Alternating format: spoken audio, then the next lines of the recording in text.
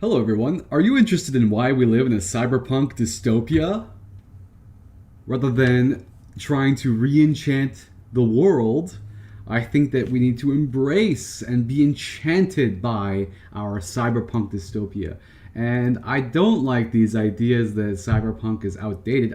I in fact think that we are, it's not the future either. We are definitely within the cyberpunk world. You see, I am a villager. I come from a very small village, and in these villages in the last 20 years, what's happened is that the idea of community has slowly been eroded, and the responsibility and the giving you have to give to the community in these villager communities has been eroded by an idea of individualism and cost benefit analysis when it comes to our interrelationships with one another. And that is the city culture. I mean, a lot of people back in the day in my old villages would go to the city and come back and be like, the city sucks because everybody treats each other as a means to an end rather than having real human interactions. What's happened instead is that the city, because capitalism needs to grow, this finance capitalism needs to find new markets all the time,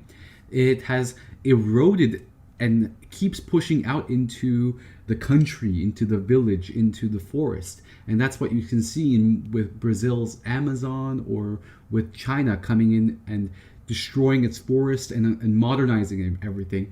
With regards to Xinjiang province, all these people who live in really traditional societies, they have to modernize because they have psychological issues. In the same way, we have a psychological issue with regards to masculinity, because what is masculinity?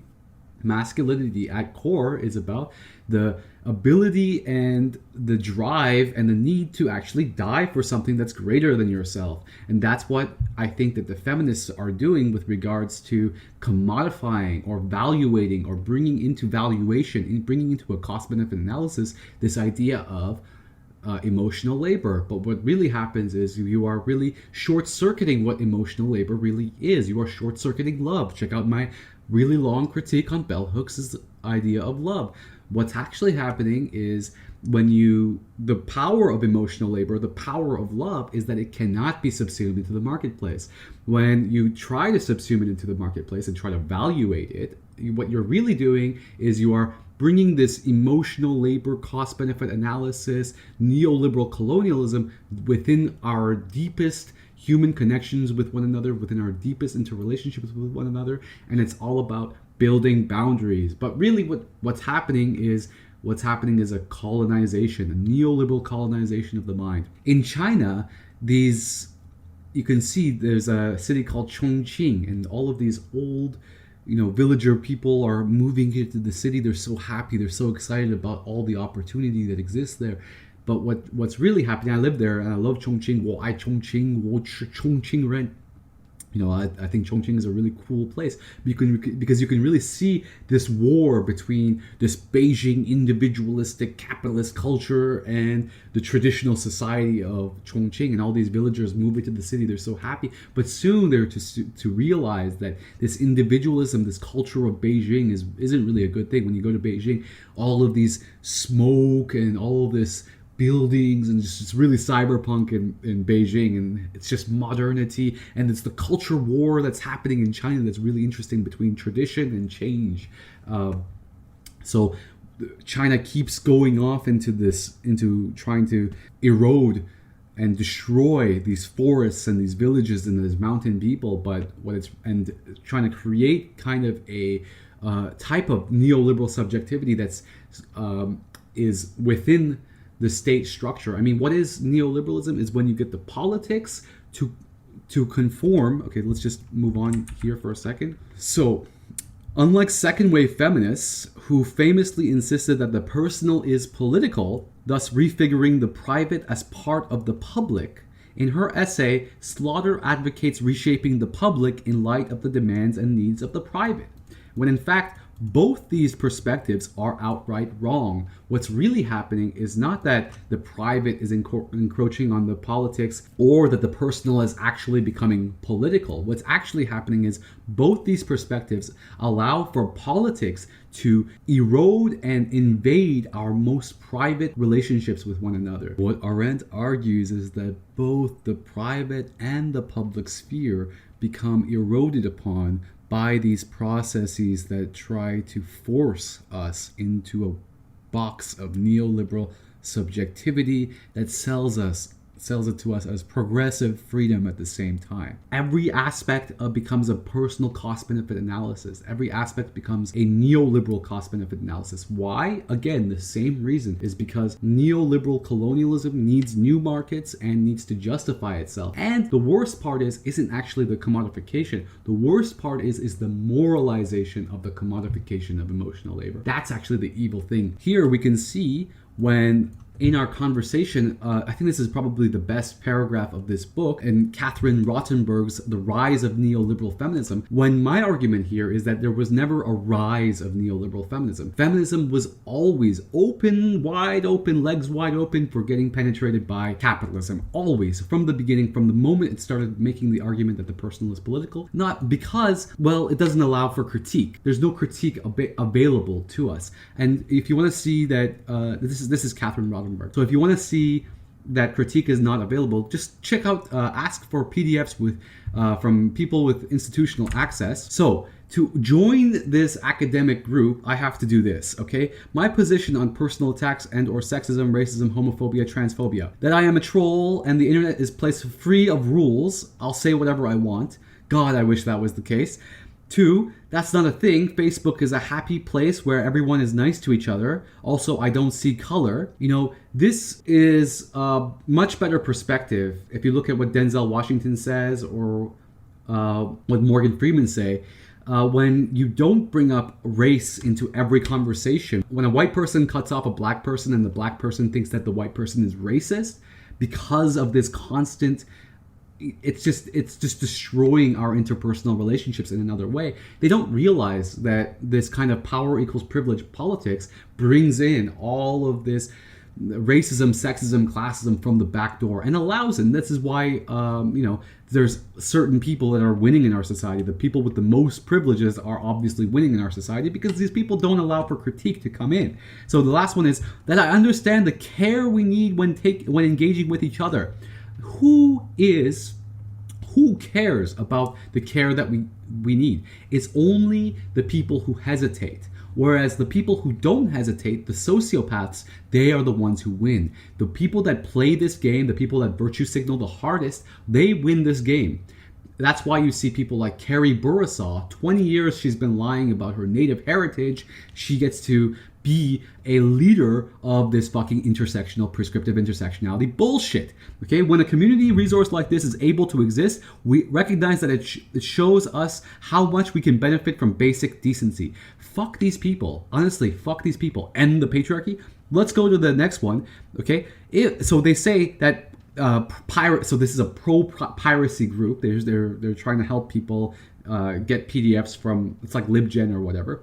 Raise the pirate flag. There is no pirate flag. This is not piracy. This is fucking totalitarianism. So you have to agree with the totalitarian bullshit here, and then you have to say, oh, this is piracy. The second thing you have to admit that this is revolutionary and piracy. And then the third thing you have to say is, consider that the person might be requesting it for research and that I'm not being forced to personally give it to them. I might ask them a short respectful question about their research to see if I can change their mind. If someone says something I disagree with. Okay, so you can see within this very goddamn acceptance that I have to accept, within this is not something that's just within this academia. This is in academia as a whole, and this is why humanities fucking sucks these days. There is actually no critical thinking happening. Everybody's a fucking hive mind. And so how can we deal with this? I'm trying to get into this group, so here we go. I really need to get into that group. Hopefully they won't see this video. So I don't really use Facebook. I just made an account just to use this institutional access thing. And the reason I need it is because I am going to be critiquing the feminist hive mind mentality against the only person that actually is able to think, the only woman that actually is able to think is Hannah Arendt. Hannah Arendt is much better than all these feminists, and Hannah Arendt there was a good reason why she wasn't a feminist. And here we're going to talk about why she was a really good feminist when we talk about here in The Human Condition. Hannah Arendt famously warned that the infiltration of instrumental economic rationality into the public domain produces and sustains certain ways of relating to the world informed by self-interests and the limited goals of securing the life process.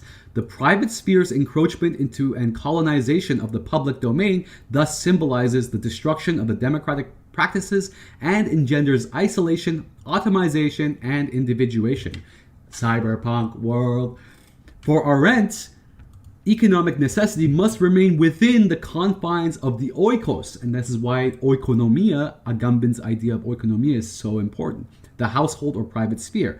Or else life's fundamental requirements, or bare life, spill over into political life and then threatens the very possibility of deliberating together and acting in concert. Of course, look at what's happened to the feminist movement itself, within the feminist movement, against the feminist movement. Okay, there's so many fragmentary feminist movements, and they're always shouting at each other and telling each other it's too much emotional labor to give a shit about each other's perspectives, and too much emotional labor to care about each other's traumas, because my privilege, my power as privileged perspective is worse than your punching down on me. This what the right wing calls Olympics, oppression Olympics. We have to take into those. Oppression Olympics and virtue signaling are actual critiques of the right that the left refuses, and the academic left refuses to take seriously. In fact, what they're doing is making the situation much worse by arguing like virtue signaling is a good thing. Holy shit. How insanely fucking crazy is the left gonna get? Okay. While Hannah Arendt clearly does not, here is the worst line within the best sentence, within the best paragraph of this work, the worst line can also be found. Why is this the worst line? It's because anytime you need to critique against the mainstream perspective, you have to bow down. Okay, it's like that scene from the Planet of the Apes where one of the apes gives his hand to the other monkey and he says, "Yo, you are the monkey hierarchy and I will participate in whatever you have to say. Of course I agree with the mainstream argument."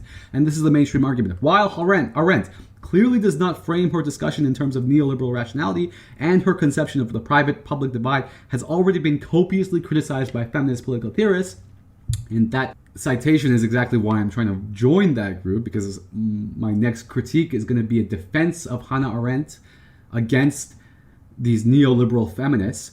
Her analysis of the repercussions of disintegrating private and public distinction, as well as the danger of an all-encompassing economic reason, are prescient in many ways.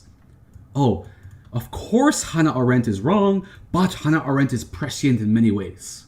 No, Hannah Arendt was wrong on many, many things. She was wrong, and even the things that she's wrong about are super interesting regarding how she's wrong. She's wrong on Heidegger. She's wrong on the banality of evil.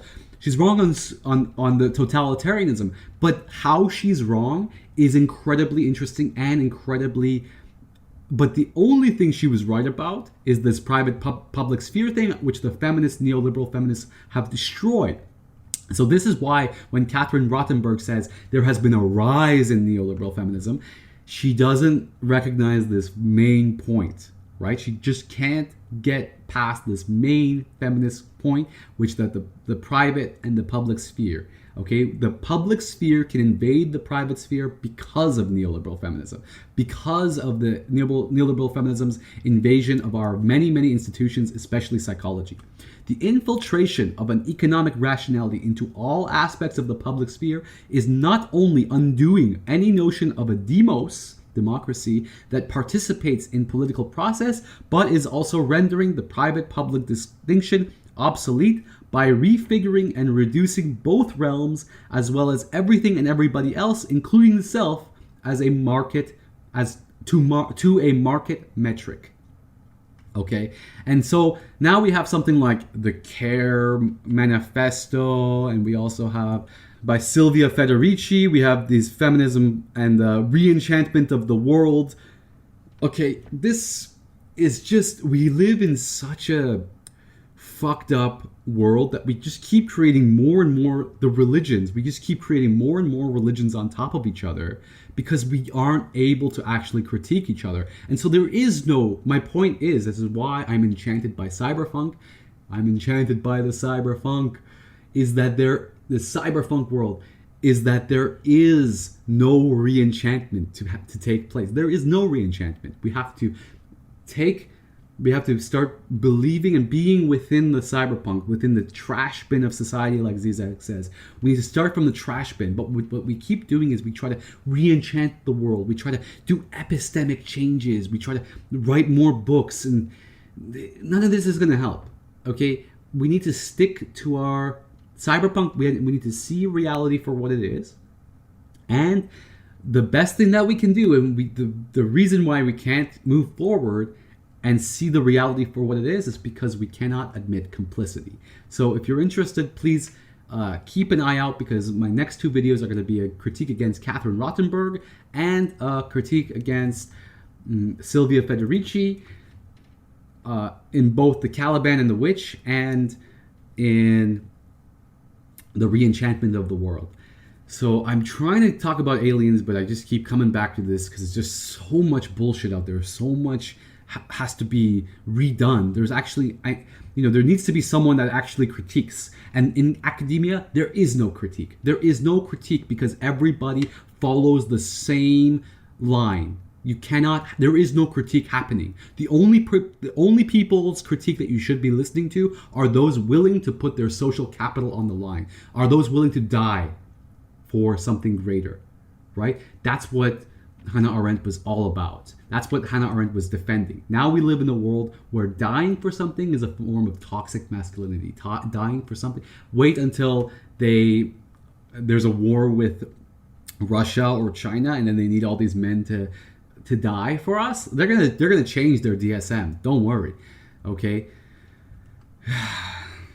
Thank you for joining me on my latest rant. I love you, real love, not these motherfucker cost-benefit analysis kinds of love that bell hooks and the rest of these goddamn feminists have destroyed our world and created a hive mind mentality that we all have to follow. Just like how South Park did a really good take on that with Alexa. Alexa, that was probably the best thing, the best critique that Trey and South Park has done in a while. Okay. Thank you. Let's get into Catherine Rottenberg right now. This is going to be Catherine Rottenberg, and the reason why I'm talking about Catherine here is that she is so close, yet so far, in terms of talking about the problem at hand. But the fact that she is the idea of feminist solidarity, basically, which you have to repeat the same idioms over and over again, she is still stuck in this. And I'm still waiting for a feminist thinker to be able to truly critique the very premises upon which feminism socially reproduces itself. And we're going to be talking about that in this presentation. Again, one of the motivations for writing the manifesto was to outline a collaborative vision of what an alternative world with Pierre at the center could look like. I think we're too used to dystopic visions of the future, and we really wanted to imagine a progressive and utopian one together. And of course, as we began writing, we could never have anticipated how grimly urgent COVID would make our manifesto. And so I'm just going to say a few words about the manifesto of care practices in care work, which in large part has to do with the devaluing of care practices in care work, has to do with their historical association with women and women's work and the so-called unproductive. So one of the biggest issues that I have with this is that over and over again, I keep saying that the value of emotional labor, the value of care, comes from the fact that it cannot be subsumed into market relationships. Market relationships are dedicated to and based upon the exploitation of surplus labor. Okay? So that means, what does that mean? The exploitation of surplus labor. So that's different than the slavery of care. When we exchange in a trade, okay, so basically the whole market is based off of middlemen who skim from the top. This person sells this person something, and they skim from the top. They skim from the top. They skim from the top. They skim from the top. That's just how the market works. Care cannot be subsumed into that system at all, because care is not valued based off of supply and demand. Care cannot be subsumed into the market of supply and demand. That's where the power and the revolutionary nature of care comes from. Basically, you can use this power of care to transform the whole system itself, rather than trying to valuate care within the market system. You see the difference between what these people are doing?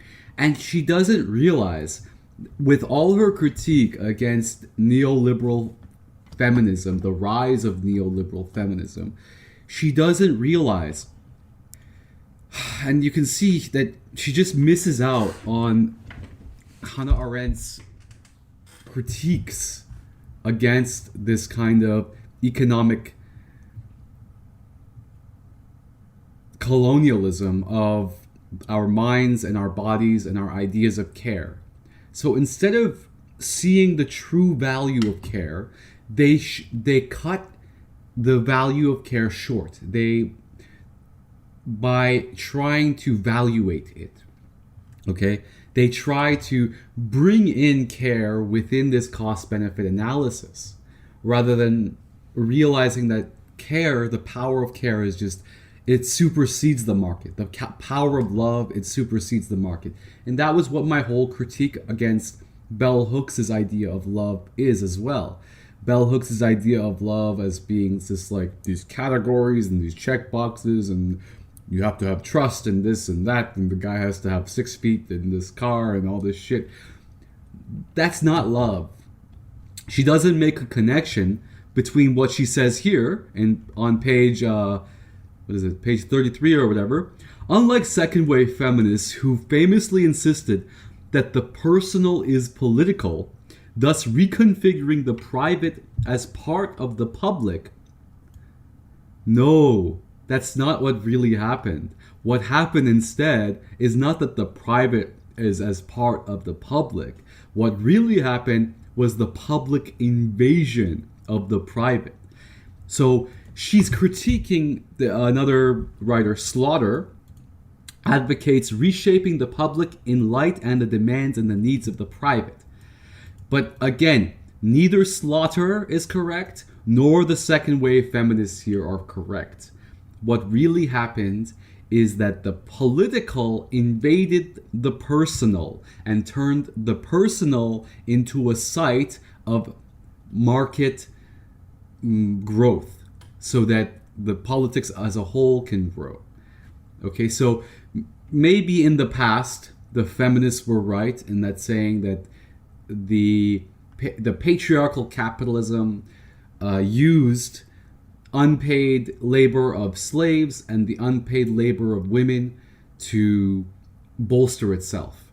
But neoliberal feminism, or neoliberal capitalist feminist intersectional psychology, all of that crap, they are much smarter. Their colonialism is much more sophisticated than the continuous critique of the system of 200 years ago, 100 years ago, that feminists can't stop repeating because they're so traumatized by it, so vicariously traumatized by it. Right now, as Foucault already outlined in the 1970s, that what we do now is we continually individuate. So the political system helps enforce the individuation of our relationships and the cost-benefit analysis of our relationships with one another, in order to have the economy as a whole grow. And the other thing that it's doing is it's colonizing. That's the neoliberal colonialism within itself. And the other thing it's doing is just, I'm a villager. The reason why I know all this is because from the last 20, 30 years, I've seen my village transform. Whereas before, the whole village would come together and they would sing songs and do all the village stuff. And, it's really good. It's amazing. They would, there would be a big pot of, food, and everybody in the whole village would come, and it was just really villagey. And I have these childhood memories of my village, and there were hardcore responsibilities that everybody had to the village. We all had to do something to contribute to the village, and now that's seen as a form of oppression. Now what's happened is the cyberpunk world has basically colonized that, and the individual cost-benefit analysis, the emotional labor cost-benefit analysis, not the commodification itself, but the moralization of the commodification. That's the evil thing, right? There has always been commodification. I mean, we could have gone to the city as villagers, we could have gone to the city and experienced that the city was a piece of shit in terms of everybody's just eating each other, this dog-eat-dog world. So what do? We go back to the village. But now what's happened is that the city has, the urban places have come back into the villages and have destroyed the village cultures as well, because what capitalism needs to do is always grow and look for new markets. And what's the best way of doing that is to get women to start analyzing cost-benefit analysis with regards to one another, with regards to our interpersonal relationships. And what's that done? It's basically destroyed the culture, whatever culture there is in the West. I mean, the most intense version of this I saw was in Vancouver. Just everybody just treats each other as a means to an end. It's really fucking disgusting. Versus Montreal, which I've also lived in. And Montreal was, I haven't been there for a while because, I've been neoliberal colonized by the cyborg feminism, by the cyberpunk world that we live in. So I don't know if I can ever go back to Montreal because I feel like I'm just not the same person. But yeah, I mean, there is a collectivity in cities as well, like Hong Kong and Montreal. But I'm just speaking in generally here, and how the villages have been taken over, and how in the last 20 years my villages in Geelong, they have been just turned into capitalist enterprises, just like the city, even within a highly traditional world. It doesn't really matter. One thing I love about this city of Chongqing in China, 我爱重庆，我是重庆人. I love Chongqing. The reason why I love it is because you can see that all these Beijing people, the people from the city, have come into, and they're modernizing, and they're destroying they're destroying the forest, and it's like this crazy place where the forest and the traditional forest Chinese people and the Beijing modernity Chinese people are just kind of in a clash. Not really a actual clash. You can see the clash happening more in, for example, in Xinjiang province, or provinces where the Han culture disagrees with the other cultures that are there. But in Chongqing is very interesting because there's very similar cultures. One is a rural culture, and this is just happening all over China too. These rural Chinese people that are coming into the city, they're so happy. They're so primitive. I don't want to say the word primitive, but because all these politically correct people are going to be like, yeah, you can't use the... Just like how Judith Butler points out against Cornell West, that's racist, Cornell. But they're primitive villagers, and they come into the city so happy, and their families are so strong. They have large extended families, and they always keep that family structure very alive. And they come into the city so happy, and they're doing all this,